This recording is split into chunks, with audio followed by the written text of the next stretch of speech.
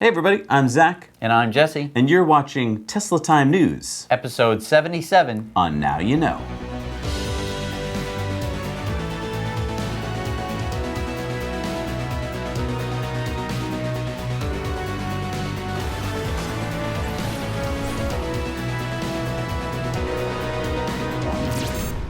All right, so to kick things off here, I want to talk about this petition. So as you may know, state law currently limits the number of stores that Tesla can operate in New York State, which is a huge inconvenience for current and potential customers who live near one of the 5 store locations. Employees at the Gigafactory 2 in Buffalo, for instance, must drive to New York City, Cleveland, or Pittsburgh just to visit a Tesla store. So this is pretty dumb. If you agree with us, the New York State Legislature is considering 2 bills, Senate Bill 6600 and Assembly Bill 8248. And this would lift the cap and allow Tesla to open 15 new store locations across New York. So we put a link in the description to the petition, so you can go check that out. All right, some Model 3 news here. There is a Model 3 raffle. Elon's brother, Kimbal Musk, is raffling off his Model 3 that Elon gave him. It's number 6. Serial number 6. Serial number 6 Cool. off the line. This is for a charity that Kimbal runs. It's a nonprofit foundation called Big Green. And Big Green builds a healthier future for kids by connecting them to real food through a nationwide network of learning gardens and food literacy programs. Now, we actually entered this. We put in 1,000 entries, and we decided if we win, there's a slim chance, but if we win, we're going to give it away. Right, we're going to raffle it off again. Yep.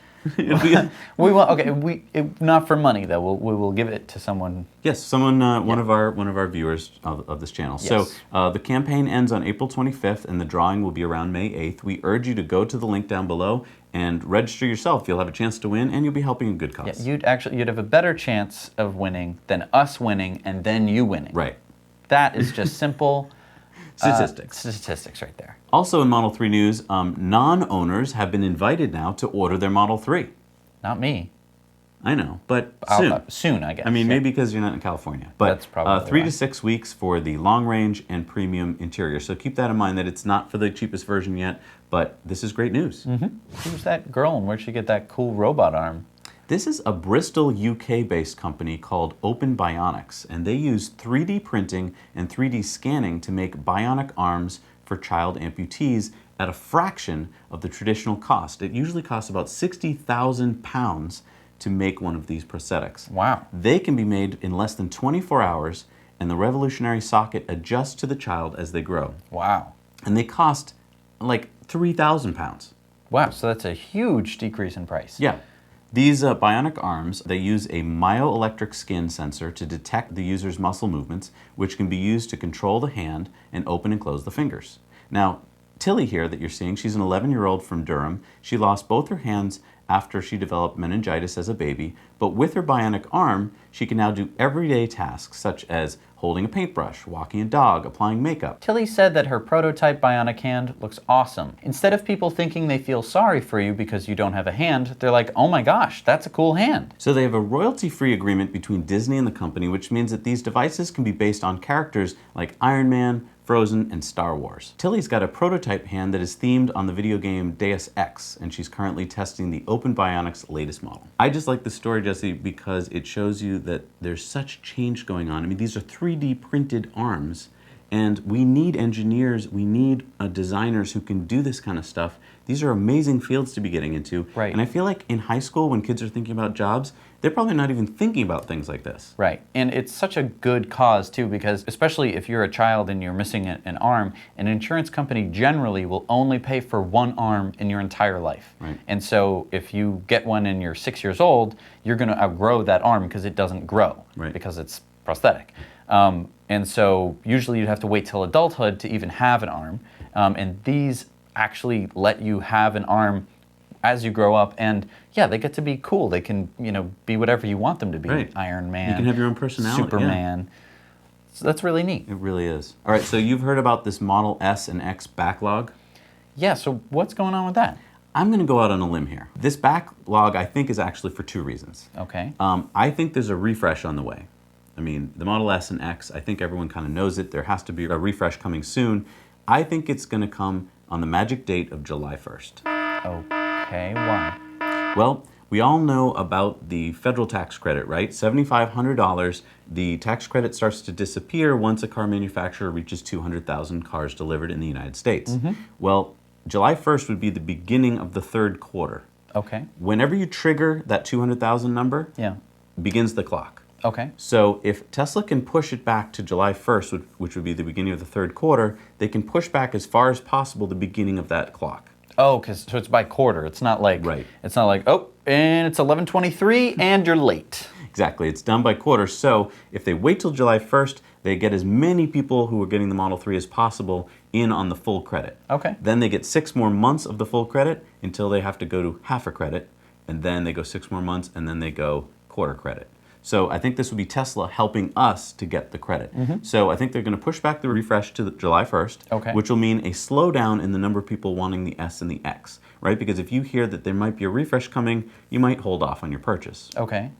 Second thing is, I think they're going to start shipping more of the 3s and the S and the Xs to foreign countries, Canada, Europe, China, because that way it won't trigger the US delivery numbers. Interesting. So they can sort of push off, and they can also hold some in inventory. Exactly. They can As just wait. long as They they're can not just have a delivered. big parking garage full Right. of Teslas, and then as soon as it's July 1st, everyone gets their car. Right. It could be a big unleashing. So, and we're already hearing hints about our friends up in Canada who are getting the notices that they can get their cars sooner. So I think that might be what's going on. They're probably walking this fine, tightrope of delivering enough cars but keeping below the 200,000 number. So your theory kind of goes in the face of what Tesla says is going on, which is that there's simply a very high demand for Model S and X. And that's why people are going to have to wait to get their cars. Yeah, I could be completely wrong. So it could be that there's no refresh. Right? Well, it could be two things. It could be A, that there's no refresh, and 2, that they're not trying to get to this July deadline. Right.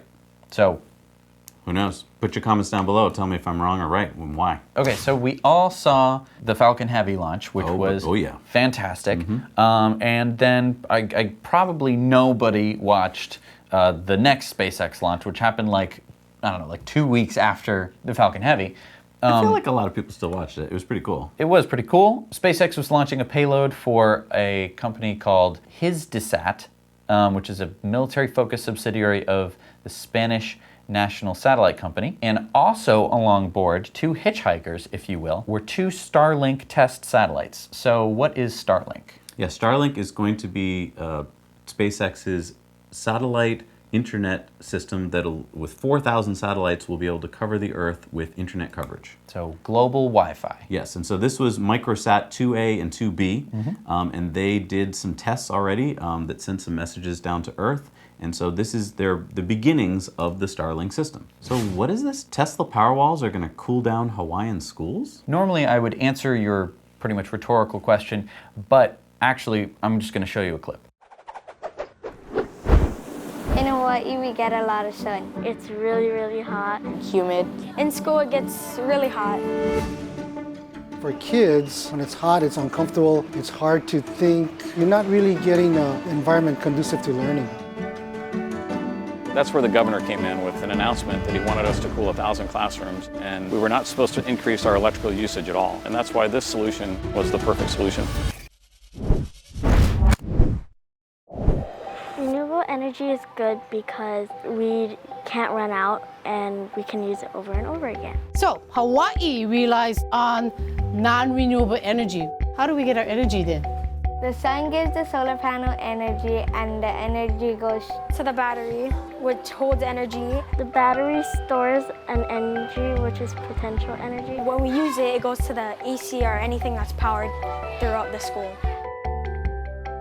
As educators, it's part of our responsibility to ensure that our students understand how it works and how they can be a big part of that. It feels actually pretty cool.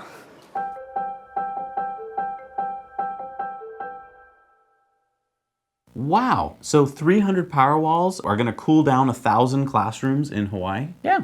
That's awesome, with solar panels? Yeah, so I think that was such a great goal of saying, like, we want to cool down these classrooms so that these kids can learn.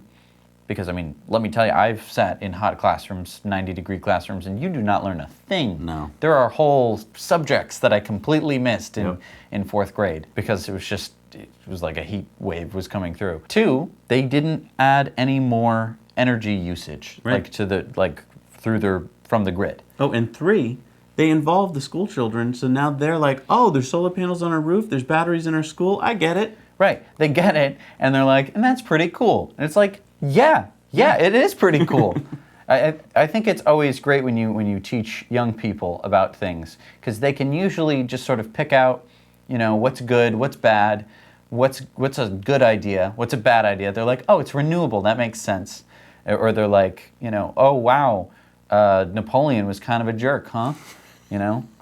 Driverless lanes? So Kevin Wolf is the Bexar County Commissioner in Texas, and he had a meeting last month with U.S. federal transportation officials where he talked about this idea of building dedicated highway lanes for driverless autonomous cars. They must have laughed him out of the building. Apparently, they loved the idea. What? Wolf said, this is the first proposal of its kind in the nation that I'm aware of, and when the feds heard about it, they told me this is just the kind of proposal we want to fund.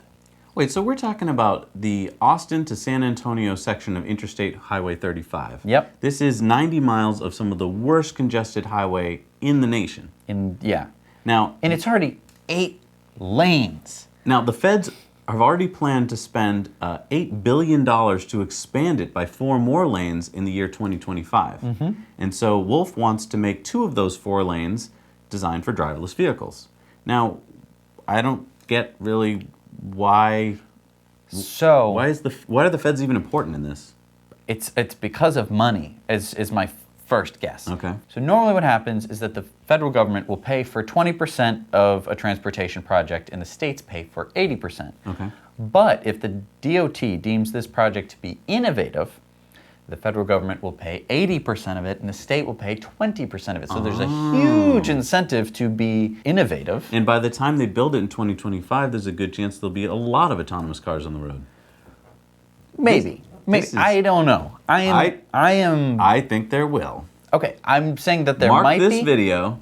Come back to it in 7 years. There might be autonomous vehicles on the road, but I highly doubt that they're going to need their own special lane. Oh, I think it'd be great for them to have their own special lane because you don't want them mixing with driver cars. I think unless this lane is going to go like 300 miles an hour, I don't see. Well, then you just get the skate system or whatever. No, but what I'm saying is, why penalize autonomous cars to be stuck in traffic with the other drivers? I don't know. I mean, hopefully there wouldn't be any traffic with this new addition to the highway. What, you think they're gonna make it and not have the highway work properly? They're not gonna future-proof their design? You're so good at pretending that you're telling the truth that I couldn't even tell. Absolutely. I'm sorry. I'm very cynical about this project. I don't think it'll work. I don't think it's needed. I don't think you need this. What? You don't think you need so. a driverless lane? Here, I'm going to tell you why you need the driverless lane. Okay. You build 4 more lanes, 2 going in each direction. In 2025, they'll just be packed with more cars. You can build as many lanes as you want. Right. So then why not just build 8 lanes? Why not build 12 or do whatever you want? But building this one driverless lane on each side of the highway is going to mean that those cars are going to fly along. So then everyone will get fully autonomous cars? If you're sitting there in San Antonio, you'll go, you know what? I'm going to go take a ride in an autonomous driven car so I can get to work on time. All right. Well, I will be right in 7 years. So in 7 years, write it down. Check back in. I'm going to put it on my Google Calendar right now. Okay. And I will be calling you in 7 years. We'll see what happens. GE got it wrong. What?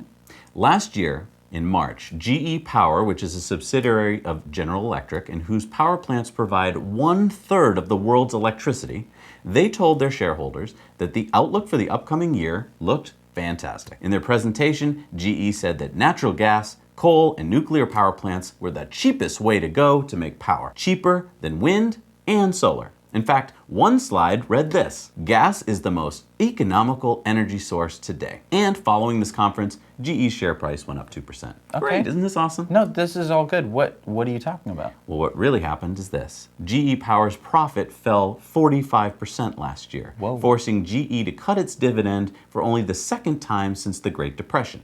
Share prices fell 50% since last March. Look at this chart here. And CEO Jeff Immelt was forced to step down. Now, keep in mind that GE Power is not a small subsidiary. In fact, it supplied 60% of GE's profit for decades. Wow, okay. Yeah, so they made a miscalculation. They basically thought that fossil fuels were going to continue going on as they have. In fact, in 2015, GE spent $10 billion to purchase a French company called Alstom, which owns gas, coal, and nuclear power plants. I guess the big question here is, they had a horrible year. Have they learned their lesson? So in a recent strategy paper, GE Power writes, the transformation will not happen overnight. 2/3 of power generation will come from gas, coal, and nuclear power plants over the next decade. So basically, No, they have not learned their lesson. what's important about this is that these are stories you're not going to hear about in the mainstream press. Right. Everyone's talking about GE and why it's going down. Is it their financial arm? No, it's because they totally misread what's going on. You have to be into wind and solar right now, not into fossil power plants. And that's still the direction GE's headed. Right. Even if you think that they're profitable right now, like even if you're like gas plant right now, which by the way it's not, would be the most economical, and probably at the time it was, you can't look at that and say that's what it's going to be in the future. You Right. have to Look ahead. Have to look ahead. Right, and they can't. It seems again that they are not looking far enough into the future here and saying, you know, we're going to just keep doubling down on fossil fuels. Yes, we will invest some in renewables, but we think that we have a strong, you know, powerhouse in fossil fuels where it's not going to be viable in just a few years. VW has settled before the trial. You remember Michael Melkerson. He was the lawyer that helped bring the VW testing of diesel emissions on monkeys and humans to light. Remember this guy? We saw him in the Netflix original documentary Dirty Money, Hard Knocks. Which That was the first episode. What right. a zinger that one was. Yes, it's a great episode. In fact, we reviewed it on our movie show, and it's going to be coming out in a couple weeks. Yeah. Just to refresh everyone's memory, VW had to pay $30 billion so far since admitting in 2015 that they installed defeat devices in 11 million diesel cars. Now, what are defeat devices? Basically, it was a device in the car that you know, figured out that the car was being tested. It said like, oh, the steering wheel isn't being turned and a bunch of other things are happening, so I must be being tested right now. I'm going to burn cleanly. I'm not going to emit as much nitrous oxides, but then as soon as you took it on the road, it would be like, oh, I'm on the road. Don't have to do that anymore. Blah. So that's right. And now the pain is not even over for VW because there are more lawsuits coming. In fact, 3 are scheduled just for the first half of this year. Michael Melkerson is the plaintiff's attorney for the first one, and it was scheduled to go to trial yesterday, but VW settled for an undisclosed amount on Friday, right before the trial started. So who was doing this lawsuit? Some big company or an environmental No, actually, group? this was just one VW owner. If you are a VW owner, if you owned one of these diesel cars, you have standing to bring lawsuits against VW. And so that's why there's going to be so many of them coming, because if you have standing, you can sue them. Wow, and they just settled out of the first They lawsuit. just settled up the first one. And you know, it was because of this documentary series that we just talked about, the Dirty Money, Hard Knocks, which basically tied VW in with all of this horrible testing on monkeys and humans, which VW thought was going to get them out of it. They thought, oh, Right. we'll just tell the judges, oh, we can't get a fair trial now because everyone thinks we're horrible. And the judge basically said, oh no, we're going to trial. Right, and then they said, okay, I guess we'll Oh, settle. we'll settle. Right. So guess what? They're going to be settling a lot. So And you know why we're so mad against VW is Right. because this new NoX study, for instance, just came out. It's according to the Federal Environmental Agency, UBA, in Germany. They said that since 2014, some 6,000 people in Germany died prematurely every year from cardiovascular diseases caused by nitrogen dioxide in cities. Nitrogen dioxide comes mainly from diesel exhaust. And according to the study, it can have severe consequences over a longer period, even at low concentrations. So the EU permits the annual mean limit of 40 micrograms per cubic meter of air. The study shows that a prolonged NOx concentration of 10 micrograms, that's 1/4 the amount, can lead to illness and premature deaths. So this is why we're so mad, because VW knew for years that they were installing these defeat devices. right, and that their cars were emitting all of these harmful, deadly particles into the air. And then they just did a cost analysis to say, well, we can probably keep doing this and make more money than if we stop doing it. Right, And if we ever get sued, it'll cost us something, but we're still making so much money. Who cares? right. So that is what we would normally call in the dictionary as evil. Yes, look it up. And I mean, 6,000 Germans per per year. But on top of that, they Right. thought, you know what? Let's test our emissions on monkeys. Oh, and even better, let's test it on humans Right. to show that it's fine. Right. Oh, I can't. If you just watch Dirty Money. Yeah, and The first episode. But lock up all your pitchforks first, because you will try and grab them and run to attack people with it. Yes. So Autopilot 2 has generally been a little bit lackluster compared to Autopilot 1, which is kind of not what you'd expect. But, however, right now they are beta testing an update What? that could hopefully bring Autopilot 2 much closer to Autopilot 1, probably beyond. So it's already in beta? It's already in beta. There are a bunch of testers. The way it works is beta is basically the last phase before they roll it out to consumers. So what is the new update going to have? So there's only one new feature, and that is the ability of Autopilot 2.0 to detect and render on the instrument cluster vehicles driving in lanes adjacent to the lane that the Tesla is currently driving in. So usually if you're behind a truck, you will see the truck icon, but if it's over to the right, you'll see a truck or motorcycle. No, you don't like that? I mean, that's it? Well, no, I've been no, waiting no. for months. And That is the only feature, but however, there are a bunch of updates that are going to, from what people have heard from beta testers, there's a lot less ping-ponging. What's ping-ponging? It's sort of where you're ping-ponging the sides of the lane. Oh, right, okay. Oh, that's okay, that's good. And it should, if what we're hearing is correct, bring it right up to Autopilot 1 level. And then moving it forward. Okay, so not necessarily adding a whole bunch of new features, but making what's there a whole lot more steady. Right. You definitely can't jump over the car in front of you, but you'll at least be able to see, motorcycles in other lanes, and hopefully it'll drive a whole lot better. What is this I hear about a Tesla workplace charging program? So this is a program that Tesla is doing that's pretty similar to the destination charging network. So wait, the destination charging was like hotels, restaurants. Right. And what is this one going to do? So this is going to basically extend that on to workplaces. Oh, so like big businesses and stuff. Yeah, so what happens is Tesla will provide free charging stations to businesses, in this case workplaces, and in turn the businesses will cover the cost of electricity. Wait, so Tesla will pay for the chargers? They'll pay for the chargers, yeah. It would drastically reduce the cost. You should get your company to do it. And you should get your company to do it. So for people who are thinking of like getting a Model 3 or a Model S, but are worried because they live in an apartment complex, first of all, this extends to multi-family dwellings. Oh, so wow.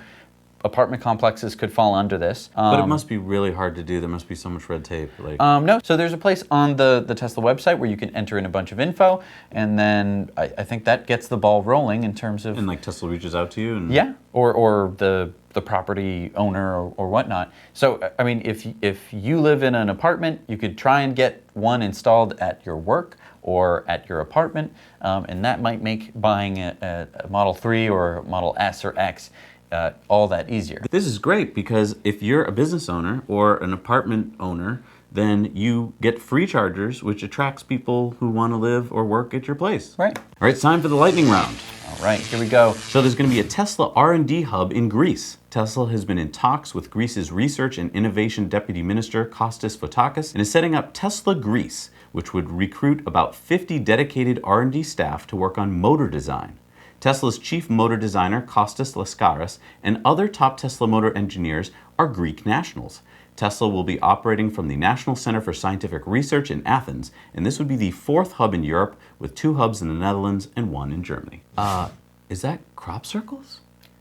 No, that's like Disney, it's like Mickey Mouse. What is Mickey Mouse doing in a field? Well, those are solar panels, and this is a 22-acre solar farm at Walt Disney World Resort in Orlando, Florida. Really? So this was built by Duke Energy and produces about 5 megawatts of power. Wow. So about 1,000 residential homes. I think that's pretty cool. Yeah, 48,000 solar panels. So did you hear that Elon is stepping down from OpenAI? Elon Musk will depart from OpenAI's board, but will continue to donate and advise the organization. As Tesla continues to become more focused on AI, this will eliminate a potential future conflict for Elon. OpenAI is looking for new people, by the way, so they are hiring software engineers and deep learning researchers to join their team in San Francisco. Many of their top contributors had no deep learning experience prior to joining. So Tesla sold $2 billion in China last year. Wait, so in 2016 they sold $1 billion worth of cars? Yes, so they doubled their China sales numbers. We don't know exactly how many Teslas they sold in China, but it would be at least over 20,000 vehicles based on their average sale price. Wow, because in 2016 they sold about 14,000. So, wow. That is amazing and really shows why the Tesla China factory is going to be so important when it finally gets built. And check this out. These are Model X owners in Shenzhen last month. They all got together to show off their cars. Tesla China now has over 1,000 superchargers and 2,000 destination chargers across the country. It's time for our video contributor story. I love this. This is another father-son team. Take it away. This is the Boostboard version 2. And this is the Honda CT70. My dad upgraded the original Honda 70cc engine to an 89cc engine. Totally badass. Meanwhile, the boosted board has an upgrade of its own. It's a dual plus model, meaning it has an electronic upgrade that gives it a higher top speed and torque. The whole system operates off of electricity that makes you feel like you're riding something from the future. I need to borrow your hoverboard. I think both are totally awesome, but is one better than the other? We wanted to find out, which is why we're racing old school versus new school.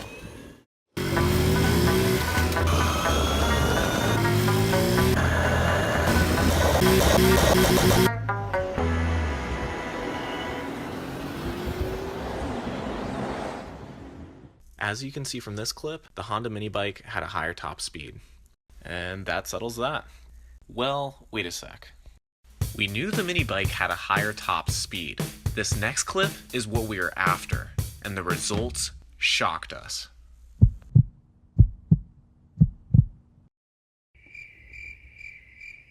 Did you see that? Odds are you probably missed it, but check it out from this side angle.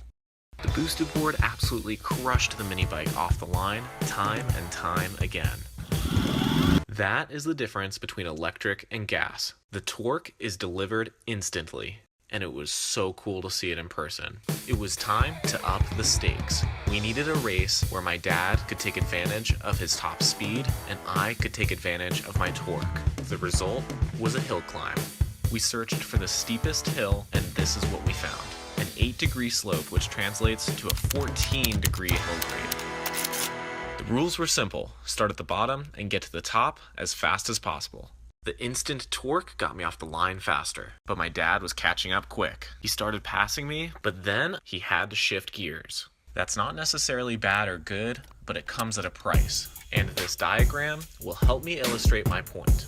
On the y-axis we have speed, and on the x-axis we have time. Thanks to the electric motors on the boosted board, in almost no time, once the race starts, I can get up to my full speed. Not only do I get up to full speed really fast, but I don't have to shift to get there either. My dad, on the other hand, has to wait to receive the full power on his mini bike. But there is a drawback to not having gears. Once he shifts, he can go faster. What all of this translates to is a very close race. Alright, so here's the race in its entirety. Ready, set, go!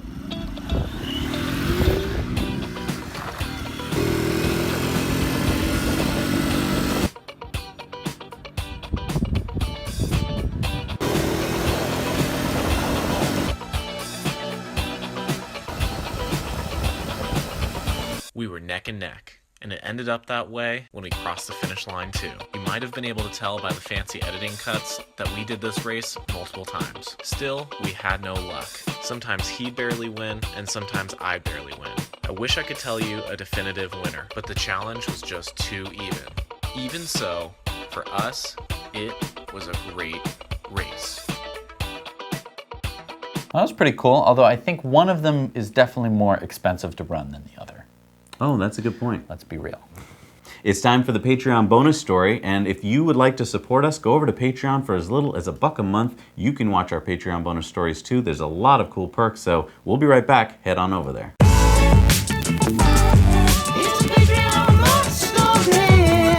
Hey everybody, we're back from our Patreon bonus story. We want to do a shout out to our special Patreons who give $5 a month or more, and the first person we want to shout out to is Master MG, Tibor Torok, David Malmeister, Thomas Schneck, Audrey Lima, Enox, Mark Bassart, and Terry Hegeman. Thank you so much, patrons, for supporting us like you do. It means so much to us that we have your support, because that's how we make the show work. And make our show better. It's time for Elon's Tweet of the Week. Oh, is that Elon's new yacht?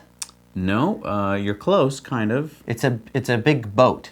No, it's It's think a more, fishing ship, boring on the sea. no, think up in the sky, go up into space. Think space. We're whalers on the moon. Well, let me help you here. So this is, let me just read Elon's tweet. Okay. Falcon fairing half as seen from our catcher's mitt in the boat form. Mr. Steven. No apparent damage from re-entry and splashdown. So this is half of the fairing, came back to Earth, floated, and they're going to pick it up on the Okay, boat. wow, those tweets, man, tweeting. Yeah, You gotta be really cryptic there. If you don't know one of those words, you do not know what any of that means. That's crazy. But isn't this good? So by recovering the fairing, they save a ton of money. Right, so this is sort of the housing that the satellite goes in, falls apart. It's they millions of recover it. dollars, and as Elon has said, would you, if you sent millions of dollars on a pallet up into space, would you not try and recover it? Yes, you would. You probably would. It's time for community mail time. All right. We've got our friend Andrew who spotted this beautiful site in Carrollton, Texas. Look at that. A whole bunch of Model 3s on a truck going east. For our Patreon viewer comment of the week, we have a poll that we posted, and the poll was, would you go to Mars, and if so, when? 35 people said, never. I'd miss the Earth so much, I'd miss my wife. 22 people said, first mission I could get on. 16 people said, once Elon opens his pizza place. 40 people said, when I can get home. 8 people said, when I can buy a house and settle down. And 38 people said, once it's terraformed. Wow, so kind of a wide margin there. Now, do you think that you can get home before or after Elon opens his pizza shop? Do you think it's going to be an early staple? Like, do you think Yes. that they'll have the research station Yes. and like Elon's pizza shop, and then they'll be building the ore refinery or something? Ore refinery is going to come very soon. The rocket fuel refinery, I think, is going to come before the pizza shop. But that would insinuate that you could go home. Right. So you think that you can go home first before the pizza shop? Yes. That's, Okay. So I I mean, could be wrong. but open the pizza shop first, you have a captive audience. Think about it. You can charge whatever what a you want for capitalist you pizza. are. It's like a movie theater or Right. or a you're- sporting event. You know, You got to eat the pizza. You You're can right. charge whatever you want for You're water. $8. Screw Imagine you. You just smell that pizza and you're like, I got to have a I slice. guess that's all there is to eat. Everybody, it's time for Superchargers, one of our favorite things. And don't forget that we have a Supercharger page on our website, which is pretty... And it's not just for superchargers. No. It's for destination chargers, which are all over the place, Yes. which means that you probably live near one. Yeah. And so you can get your gorgeous mug up on our website. Let's You see can some... review some cool things. Let's go see some of what those look like. Hi Zach, Jesse, and the Now You Know team. I'm Chris, and I'm here to talk about the recent installation of some destination chargers at the Water Garden Shopping Centre. Now it's a bit tricky to find it, so take the McCubbin Drive entrance, that's the one closest to Target, and enter the underground car park. They're situated near the rear of the car park, close to the Hoyt Cinema stairs. There are 3 22 kilowatt destination chargers, which today have been iced. This is a great location for many reasons. Just in case you can't top up, you've got plenty of free parking for 4,700 cars. The centre is open 7 days a week with extended trading hours most days. You've got casual dining, restaurants, plenty of shops, room-backed library, gym, and much more. I give this destination charging location 9 out of 10, only just because you need more destination chargers. That's all. Keep up the great work, guys. Take care. Hi everyone, this is Michael. I am at the Tannersville, Pennsylvania Supercharger. There are 8 bays here, a couple around the corner there. They are located at the Crossing Premium Outlet, right inside the entrance, but you can't get to them right from the entrance. You actually have to go all the way around to the back of this building by the dumpsters. But it's a good location. It can be tricky to get to depending on where you're coming from off the highway, but since it is at the outlets, there is plenty of shopping to do. If you're into that sort of thing, there's also a food court over there.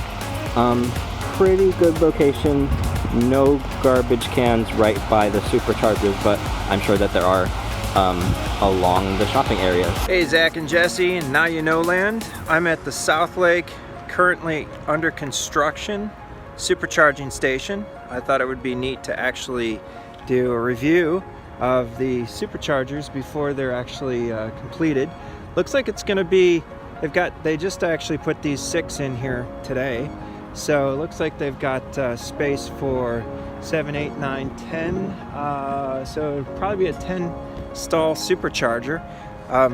This is a phenomenal place in terms of shopping and eating, and has pretty much everything you could possibly ever want. But it's not really in a really travel sort of convenient space. But anyway, looks like they're running on time and on budget. So hopefully this will be open soon. Hey Zach and Jesse, this is Jason Buis from Vancouver, Washington, and you're looking at 12 superchargers located at a store called Fred Meyer's, which is about 6 minutes west of Interstate I-5 and 205 interchange. I noticed while I was here that they're not in service because there's a little caution tape on the handle. I have no timeline of when they're going to be turned on, and that's it.